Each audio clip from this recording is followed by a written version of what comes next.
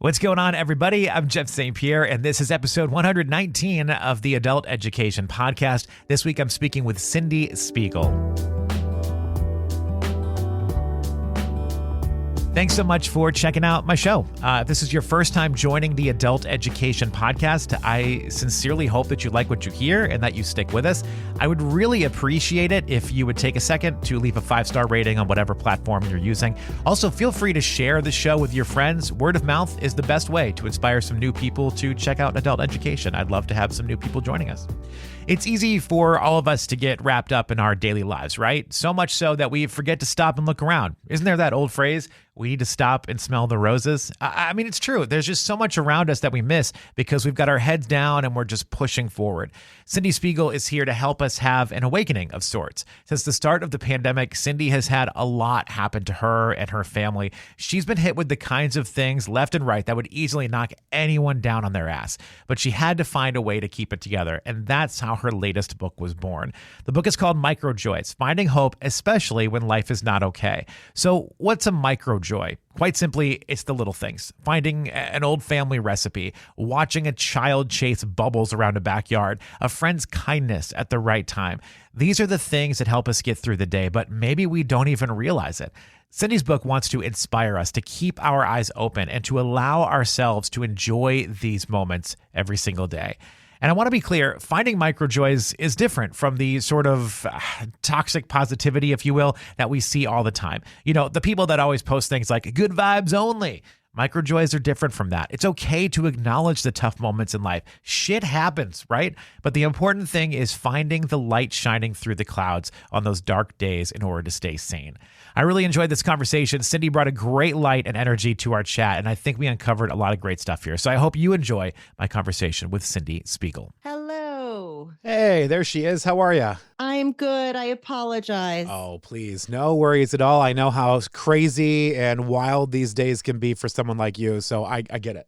Thank you. Thank you for your patience. Listen, it's a good problem to have. It is. You know, I was talking to somebody the other day, and I was the last interview of the day, and they were calling me from the UK, so it was like super late in the evening for them. And he started out the conversation that way, and I was like, this is only going to go worse. Like, if that's how you're starting it out, like we're already but thankfully he brought the energy for the final interview and then was ready to pour a drink at the very end. So Oh no, I'm really happy to be here. And as I said, this is a great problem to have, you know?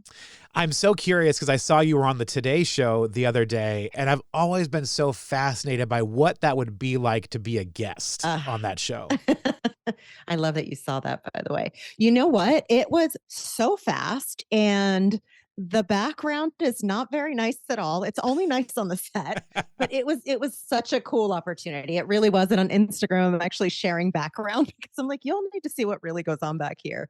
But like, how cool is that? You know, what an opportunity to be on the Today Show, right at 30 Rock. Yeah, it was cool. No matter how fast it is, you still got to be on the Today Show talking about your book and your work. Right. Like, how magical is that with Al Roker? I was like, is that Al in real life? No, it was really cool. And you know, what was really beautiful was that I was able to bring my brother with me. So my brother, who I talk a lot about in this book, it was his son that passed away. It was very cool to have him there with me and to sort of move through this with me. So it was a great opportunity. Since you kind of just mentioned that, I guess we can dive into this here. And I know a bit of your story because I watched that interview. I've also read your book, or most of your book, not all of it yet, but most of it. I know a bit of your story, and I told myself that I wasn't going to make you go down this road because, I mean, I guess just to make it clear, you went through some shit in 2020. Like, there's a lot that happened to you. That's it. And we can leave it at that, honestly. Like, I went through some shit. 2020 was a really, really hard year, not just collectively in the midst of a global pandemic, but also quite personally as well. Yeah, I mean, it felt like reading your story and learning more about you. It just felt like, not to use the word again, but shit rolls downhill, and you were at the bottom of that hill, and it just kept coming for you. And Jeff. I felt such. I guess I always get sympathy and empathy mixed up, but whatever. I felt so much for you learning about your story, and I'm so glad that you were able to take that story and transition it into something like this book. Thank you for saying that. You know, I'm mindful when it comes to talking about kind of what led to this place that this book is not a silver lining, right? This is not about, wow, I made 2020 worthwhile. And so now I have this book, and I say this in the book as well. This is not a book of redemption stories because that's not real life. What is true is that sometimes we can find these moments, these glimmers of hope and what is directly in front of us, even in the midst of the most difficult times, which I think we can agree was 2020 for me. Not just for me, by the way. Um, there are these moments in life where it will really start to feel like everything is piling Mm. on. And that's not special to me. I'm not special in that way. This happens to a lot of us. And I hope that folks, even hearing that, understand that it doesn't mean that you are cursed. It doesn't mean that anything's wrong with you. It just means that this is life. Yeah. And there's still hope. And there is still joy. Let's talk about joy, because that's the word that gets brought up a lot. In fact, it's in the title of your book, Microjoys. Now, there's Yes. a difference between joy and, say, happiness, but I feel like those words kind of get used, in the same way a lot. But talk about your explanation. What's the difference between joy and happiness? Yeah, they do often get conflated. And the easiest way I think to talk about them is happiness is fleeting, right? It Mhm. is triggered by something external. Retail therapy. I go, I buy the thing, I feel this dopamine hit and I'm happy, right? I get a new car and I'm happy. I see the person and I'm happy. It's an external thing. We don't have a lot of it doesn't come from within, right? It's something that we can Mm. do moment by moment and it often costs us a lot of money. Not always, but often.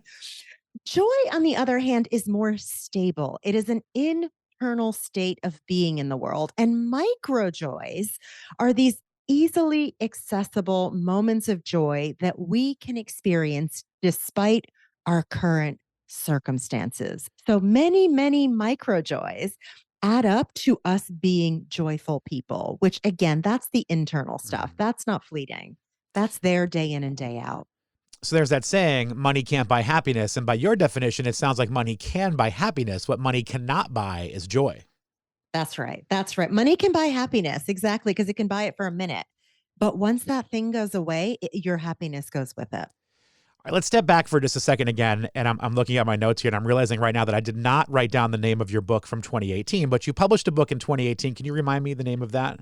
Yes, it is a year of positive thinking. Thank you. And you would describe yourself as a very positive person. And again, that was 2018. 2020 rolls Mhm. around, as we already discussed. It was a very hard, very difficult time for you.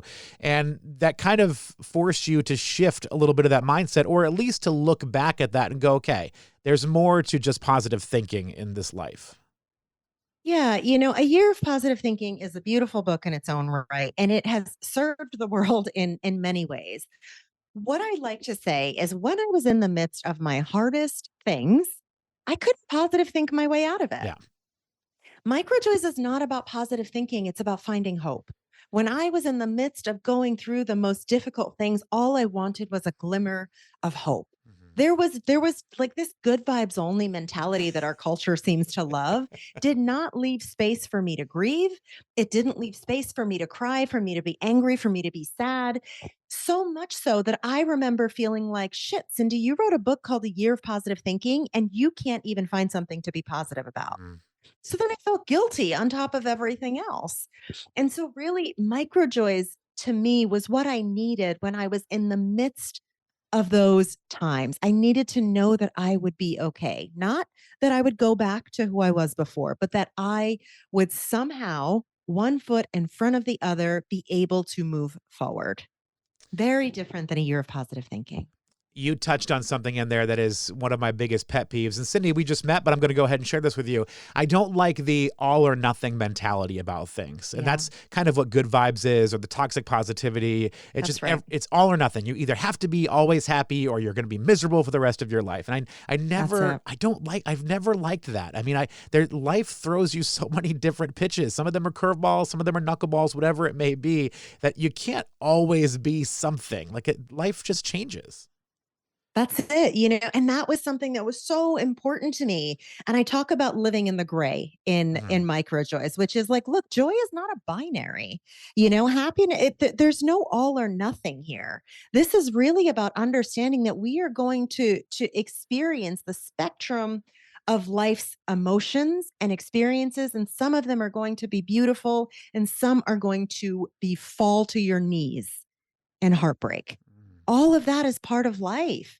And I think this idea, this really unfortunate, though well-intentioned idea of positivity sometimes gets conflated with toxic positivity, where Mhm. there is this all or nothing, but that's not life. That's not realistic. There's another author named Daniel Pink that I spoke with, I guess about a year ago or so. He wrote a book about regrets. He did a big study Mm. on regrets, a social survey, if you will. And he was basically trying to say, like, this whole movement of living life with no regrets is a load of Right. crap because you Yes. learn so much from your regrets. Like, trying to live life without Mhm. regrets, what are you learning from the things that went wrong? What are you learning from your mistakes? That's kind of the purpose of a regret, is to say, okay, that's something that I missed out on or that I made a mistake on, and I'm going to move forward knowing that and taking that knowledge to the next level. Yeah. Yeah. And that's the way it is with, again, our culture is one that is this binary, right? Yeah. It's all this or it's not.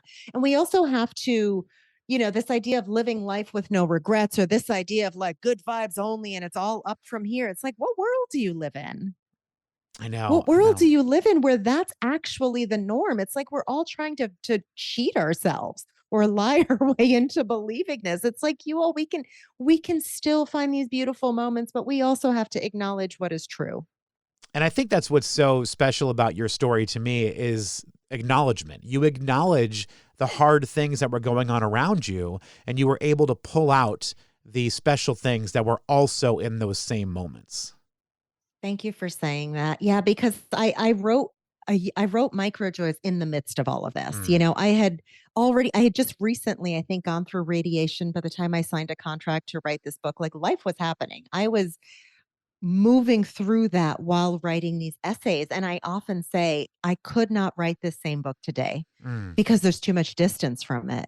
I didn't know what I needed, but in those moments, and I talk about them in the essays within the book, there was this real sense of the sadness of a lot of these experiences, but also what is right in front of me that I can cling to. And I don't often use the word cling, but I think when you are struggling and you are at the bottom of whatever that means for you in your life, sometimes we do need these things that can save us, that can offer us these moments of hope. And that is what this is about. It's about allowing ourselves to experience joy in one hand and grief in the other at the exact same time. What you just said makes your book so much more powerful to me, and that's that you couldn't write this book again. Like, it happened in the moment. You were living it. You were writing as you were experiencing it. And having that piece of knowledge in my brain is making the parts of this book that I've already read just feel so much more powerful and so much more special. Thank you for saying that. Thank you for saying that. As an optimist, I'm always thinking forward. And I was like, am I going to write a Microjoys too? And the truth of the matter is, because this is how my brain works, I thought, I don't think I ever could. Yeah. I was in it. Well, going back to acknowledging, I mean, even just that idea, you just acknowledge the fact that you've changed so much. I mean, it was 2023. It's been 5 years since your book in 2018. And now Yeah. here we are with a new book. I mean, who's to say what's going to happen to life over the next That's few years? it. I mean, I hope you don't come across any more struggles like you already have, but From who's your to mouth say to what's going God's to ears. happen? It's wild. That's it. That's it. Right. And like, can we be open to whatever is next? Can we be open? And that is, again, like what I hope that folks walk away with is this understanding that we are not in control of what is to come. And how do we just sit with what is and accept what is? That doesn't mean that we don't sometimes go kicking and screaming into it. But it means like, how can we sit with it? How can we sit with it and be open enough to see what is in front of us and what is yet to come? You mentioned radiation a second ago, and this is a recorded interview, so I can easily edit this out if it doesn't go anywhere. Sure. But I just want to ask you the question. You do not have to answer it, but how is your health these days? How are you doing? Thank you for asking. I was diagnosed with breast cancer and I am doing great. I'm Good. I'm doing really, really well, thankfully. I have a close friend that just went in for a mastectomy. What day is today? Thursday, on Tuesday, so 2 days ago. And Mm. I've just been thinking about them, and knowing that you have that history as well. It's just I just can't even imagine being in that position. So I'm so glad that you are doing well. I'm glad to hear that. Please gift them this book and I'm happy to send it to you to gift them, but please gift them this book. I think she would love it. She is one of those people that I think is a fairly positive person, but she sees the world from all the different directions that Yeah. it comes at her. And I think this is something that I will share with her. I hadn't really thought about that till you said it, but I think that's actually a fantastic idea. So I think I'm going to have to bring this down her way when she's feeling a little bit better and recovering a Yes, little yes. bit more. Oh, I wish her well. I wish her well. I really, really do. I didn't realize there was a term until reading this book. I didn't realize the term microjoys was there, but I feel like I've been experiencing that so much lately. I have a 2-year-old, and Oh. just watching the world through her eyes, I think about it on walks. And she wants to be outside and she wants to go for walks all the time, but she's so slow because she wants to stop and look at every She's got flower. little legs. Yeah, and little legs and pick up every rock and say hi to every dog. And sometimes I'm thinking to myself, we've got 30 minutes before something happens. We've got to Yeah. go. Let's go. Pick I've it got up. to change the Yes. diaper, like whatever it may be. But meanwhile, at the same time that I'm thinking about that as an adult, I'm just watching her coasting through Yeah. life, experiencing everything for the first time. And that's the micro joy for me, is just watching somebody else enjoy the world. Children, I love that you have a 2-year-old because children are walking microjoys. Yes, yes. And in so many ways, watching them, yes, but also watching how they perceive the world. Yes. Everything is exciting. Everything is available to play with. Everything is available to them. And so being around children, I say this and I hope that this comes across in the least creepy way possible, but there is a school down the street from me and there's always children outside playing. And when I'm feeling especially low, I will go for a walk and pass the school because hearing their little voices and seeing their enthusiasm changes everything. They are walking microjoys. And sometimes it's a matter of tapping into who they are and that spirit for ourselves as adults. Oh my gosh, I know exactly what you mean. The school that my daughter attends, the preschool, is in our neighborhood. And before Yes. she was there, before we even had her, I used to walk my dog, through the neighborhood. We'd walk by the school, and those kids are always outside. And just the, Yeah. 90 seconds it takes me to walk by the playground as I'm walking the dog, the excitement, exactly, the cheers, the noises, whatever is going on, Yes. it lifts your spirits. It brings you up so Yeah. much. And they get it, it's like life hasn't sort of beat them down yet. These children just get it in its purest form. They see life in such a beautiful, beautiful way. And on that same token, as I mentioned, like when I'm walking with my daughter, I'm thinking about the things as an adult because I'm thinking about everything else that is going on. And one of the big things you try to talk about in microjoys is just being present in the moment. Like that's where you find those microjoys, is being present. It is so damn difficult to be present in the moment in the world that we have right now. Yeah, because right, we have our phones. First of all, I mean, I can't tell you the amount of times someone's nearly walked into me by being on their phone. Or, by the way, I've nearly walked into someone Sure. else. There are so many other things to be occupied by. And, I'm sure every generation has a version of this. I think, but it's our choice to be more conscious. Yeah. And when I talk about micro joys and finding them, the foundation of it is hyper presence. It's using our 5 senses, 3 senses, using our senses to experience the world around us, even the ordinary, like sitting in my living room and consciously looking at what is around for 3 minutes. It brings me directly into this present moment, and just temporarily everything else that is going on in my life falls away. And how beautiful that we all have access to that in any moment.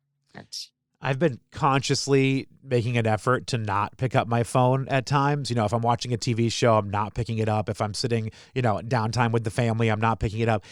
And it's fascinating to me how many times I think about picking it up. Like I'm actually making the effort to not do it. And sometimes I just find it in my hand going, wait, no, I'm not doing this right now. Put it back down. Yes. Because it's not conscious, right? Yeah. Like it's one of those things that at this point we are always doing multiple things at once. I don't think that we're picking up our phone while, watching television on purpose necessarily. We just don't think of it. Yeah. We're just not conscious enough, and we're doing all the things. So sometimes, and this is what I have to do for myself because I can't always be trusted, is move the phone into the other room. Yes. I cannot trust myself if it's there. I want to do that thing they say, leave the phone when you go to bed, leave the phone in another room. But like the phone is my alarm clock. I don't really have a choice. Yes. I kind of need the phone in the room with me. Yes. But someday I want to do that. Yeah. Or put it on maybe have it on the other side of the room. There's some invention, and I haven't seen it in a while, but it was like a little mat you would put, like a placemat you'd put next to your bed, and that was your alarm, and it wouldn't go off until you literally stood up and got out of bed and stood on the mat. Really? And I was like, that is brilliant. That would get people to get up in the morning. Yeah. That is very serious. That's some real commitment. That's what that is. So Cyndie, in this book too, I love your honesty about just reflecting on moments in your life. Like I was reading earlier the story about when you met your husband and how there seemed to be this time, and I think the chapter was called something about patience. And there was just you had to have this patience with him because he was just a different person than what you were used to, and you went through all these different things. I love the vulnerability, the openness of these stories that you shared. Thank you for saying that. That chapter is called Oh Ira because that's right. my husband's name is Ira. No, that's okay. But at the end of the chapter, it really is about patience and how, I wasn't sure for many months if we were dating or building this friendship. But I think that's so common in our life, not just in a romantic relationship, but I think in many of our relationships, we lack patience. Yeah. We want everything. We're in this culture of instantaneous everything. And so when something takes time, we are often moving in the opposite direction because we don't want to give it the patience that it needs. I'm going to ask you a question, and I hope it comes out the right way. You wrote this book based on a lot of personal experiences, and I guess the question is, why should I believe you? What is it about you that I should take from this and go, this woman, Cyndie, knows what she's talking about. Like she's onto something here. I got to believe what Cyndie says. Yeah, I think, first thing you should know is this is anecdotal. This is my own lived experience, right? I'm not trying to prove science to you here. Like this is anecdotal. So know that walking into it. I will say that this is a body of work I've been in for quite a long time, but give the book a chance. And if you find that you are not almost instantly starting to look at your life through a different lens, then put it down, throw it in the garbage, do whatever you want with it, but just try it. Try it because I have walked through it. So I know when books are published, they've been finished for usually quite some time before they officially come out. So I'm guessing since the end of this book, it's probably been close to a year or around there. So That's how right. is life treating you at the moment? Life is great. What's interesting is, and that's such a silly answer, but it really is, considering the past few years, I have this very different perspective on quiet. And I've spent a lot of this time being quiet. When I say life is great, it's like I'm just now starting to come back to the world again because I've really had to be quiet. The book was turned in, you're right, it was almost a year ago. And even as the book was turned in, I was still healing from so much of this. Sure. And I still am. This is the kind of life stuff that we move through, we don't move on from. And life today is really, really great. I mean, listen, I was in a hot pink suit on the Today Show. That's right. That's not terrible, is it? That's not terrible. There are certainly worse things that you could be doing, right? That's right. That's exactly right. So things are really quite well. And, I'm just loving spreading all of this and talking about microjoys. When I said spreading it sounds like a disease. Microjoys are good things, not a disease, just to be clear. You're spreading the gospel of microjoys, if you will. That's better. That's much better. Thank you for that. Thanks for picking that up for me. I like that you put it in a way of essentially you're figuring out what your new normal is, your new world is. And I feel like so many of us are going through that. I think a lot of people went into the pandemic thinking, okay, life has changed. Life is different for me right now, but I can't wait to, quote, get back to normal. But normal is different for everyone now. The normal that we had in 2019 no longer exists for just about anybody. So there's been this transition phase. I think everybody thought it would just immediately go back. Someone would ring a bell and we'd go back to normal and everything will be fine. But there has been a transition period. And I think a lot of people have struggled with that idea that they have to transition to what their new normal is going to be. I think it's helpful when we ban that word from our vocabulary in terms of our lives, because there is no such thing as normal. Yes. We are constantly evolving as human beings. And that's again that binary we were talking about before. Normal presupposes that everything is going to stay the same all the time, so that this is my normal. The truth is we've got to get a lot more comfortable with life being a constant state of evolution. What is true today and what is true tomorrow are not necessarily the same. So there's normal in the current moment, but we have to be really open to the idea, because whether we like it or not, it's true that this normal can change very quickly. And that's what I found to be true over the last few years. Well, Cyndie, I know you've got a hard out here in a couple minutes. I want to make sure that we get a good wrap up here, but I just want to admit that I'm an idiot, because I just noticed I have your book in front of me, and on the very bottom of your front cover, it says author of A Year of Positive Thinking. So had I have just looked down, I would have seen the title of your book from 2018. We were engrossed in conversation. I'd say your time was well spent. Well, my little Microjoy is also starting to rustle up in her bed. So let's go ahead and do this. Where can people go and find out more about you? Can they follow your journey? Where should they go? Yes, they can find me on my website, which is cyndiespiegle.com. And at the moment, I'm spending a lot of time on Instagram, also at Cyndie Spiegel on Instagram. So I am everywhere. Cyndie Spiegel, the book is Microjoys, Finding Hope, especially when life is not okay. Cyndie, I love this book. I love what you're doing. And thank you for sharing this message, for spreading the gospel of Microjoys, if you will. Oh, you are a gem. Thank you for having me. And thank you for helping me to share this out with the world. Big thank you to Cyndie Spiegel for her time. Her book, Microjoys, Finding Hope, especially when life is not okay, is available now wherever you get your books. And thank you to all of you for your time. I appreciate you listening. Until next time, be well.